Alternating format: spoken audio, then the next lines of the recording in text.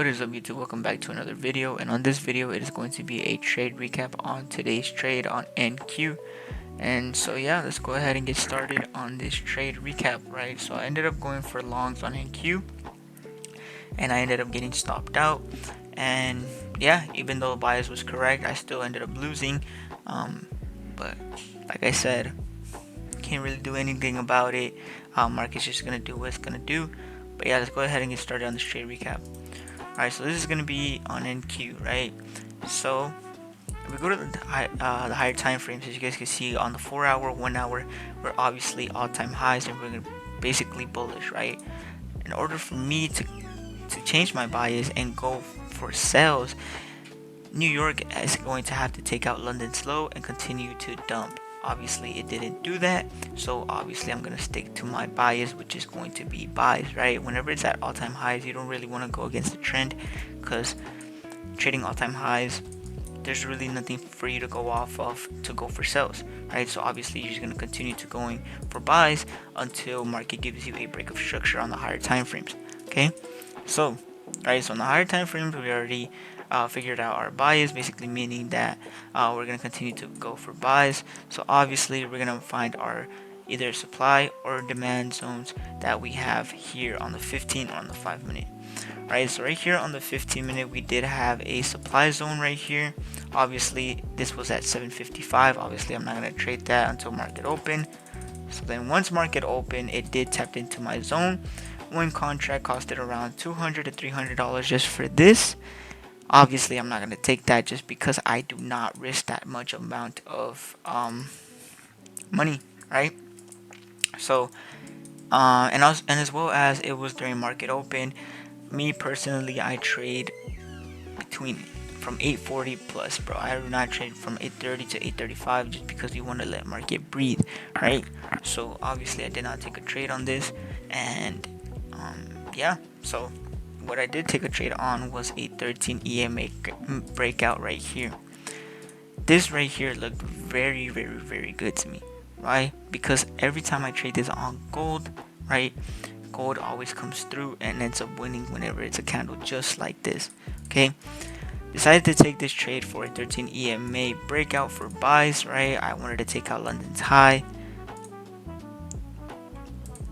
I did not get that. Obviously this candle came back and stopped me out, and then it started consolidating for a couple minutes, like 30 minutes, and then this was the breakout candle that did ended up winning right here, right?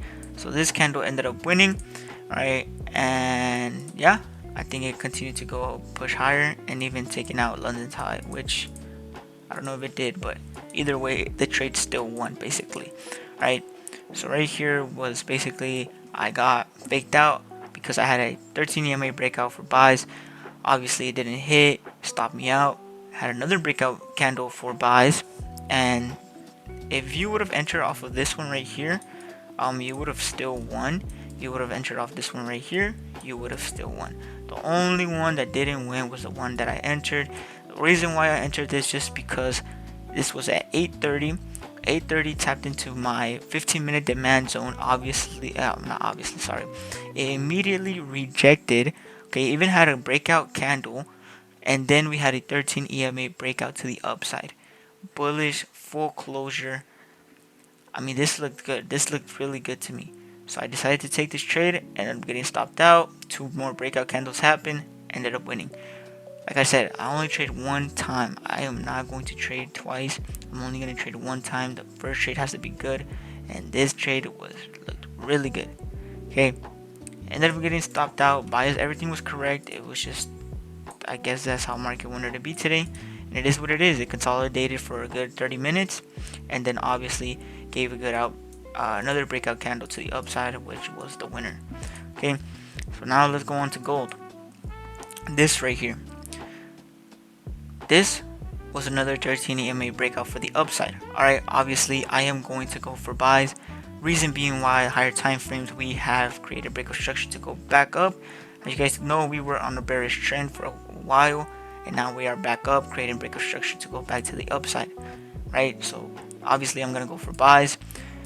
15-minute, didn't find any supply or demand zones, right? All the way down here. This was a demand zone right here, but it tapped in at 7:15. I'm not up at that time. Don't even look at my chart at that time, so obviously I'm not gonna take this trade. Tapped in again at 8:05, gave out a breakout candle, and ended up winning. What I was trying to go for was a 13 EMA breakout trade. Okay, if I would have went for a break of the candle trade on this demand zone, right, this would have been $171, one contract. If I would have taken this 13 EMA breakout, $179 for one contract. So the setups are there, everything is there. It's just I am not willing to risk that much money because that's not how I trade. I'd rather have proper risk management and follow my rules, right? Because let's say these two trades ended up losing, I would have been down basically like 2% of my account. Okay, $179. Yeah, I would have been down almost 2% of my account. Obviously, I don't want that for myself, right? Because I only risk 1.5 or 1% of my account, make around 2%, 3%. But yeah, I do trade this ounce gold. It's the same thing. So yeah, like if I wanted to lower my risk, I do take these, but I just didn't want to at the time, or I didn't want to trade this just because this is like exactly like gold. It's literally the same thing. But sometimes I only use this rarely when the setup is actually really good, or I actually want to take the setup. Sometimes it has other different candles. Like if you just look at this pair and then you look at gold, you're gonna see some candles that are not how they're supposed to be. Okay, but yeah, took a trade on NQ. It looked really good to me. Ended up losing. But yeah, and then if I take a look at SPY did have a 5-minute demand zone, but I don't trade SPY, and ended up winning, and it took out London's high as well, right? Didn't take this because I don't trade SPY. I was just looking at SPY, but I only trade NQ and gold. Gold then ended up winning, and I mean not gold, NQ, and even took out London's high. Okay. But yeah, it is. I hate saying it is what it is because, you know. But the setups are there. The setups are there on gold. The setups did come through on gold right here. But I just didn't take this trade. I also the only reason, another reason why I wanted to wait for gold. I wanted it to retest around this area, or retest the 13 EMA breakout. I'm sorry, not the breakout, the 13 EMA right here, and then reject, and then I would have possibly taken that, had my stop loss on that new candle, and then that's when I would have taken the trade. But I didn't get that. Waited for the retest, didn't get that. Risk was too high, and so yeah, the trade was perfect. 13 EMA breakout. We had that 15-minute demand zone. Same thing with NQ. This one was this exactly same thing as gold. This one did ended up losing, and gold ended up winning. But yeah, that is what a rough start to May. But hopefully it gets better. Tomorrow is the last trading day of the week, and then we have next week. But yeah, that is going to be it. We have NFP on Friday. So really, I am not going to be trading that. But yeah, I'll be trading tomorrow. Make sure you guys join the Discord. It's completely free.